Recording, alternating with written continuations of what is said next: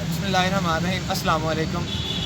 मैं रुबास ताहिर हूँ और आज ये मेरा पहला ब्लॉग है और आज हम आपको कहीं सैर कराने लेके जा रहे हैं गुजरांवाला में, और ऐसी प्लेस को जो आपने शायद कभी देखी ना हो और है भी हमारे गुजरांवाला में।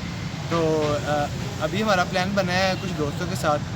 अभी हम गुजरांवाला में ई लाइब्रेरी के पास हैं, ये मेरे पीछे आप देख रहे होंगे बिल्डिंग है इसकी, और बहुत ही एक्साइटमेंट भी है। और सो गाइस, जैसे कि मैंने पहले आपको बताया था कि आज हम गुजरांवाला की कुछ हिस्टोरिकल प्लेसेस का विज़िट करेंगे।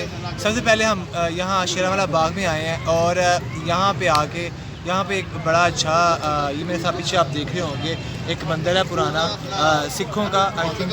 तो यहाँ पे ये राजा रणजीत सिंह ने इसे बनवाया था और काफ़ी ऐसा पुराना मंदिर है ये। तो इस साइड पे देखें कि यहाँ इस साइड पे ये एक बारादरी है जो अपनी नौयत की बहुत ही खूबसूरत बारादरी है। अभी हम आपको इसके अंदर का व्यू का दिखाएंगे और लेट्स गो।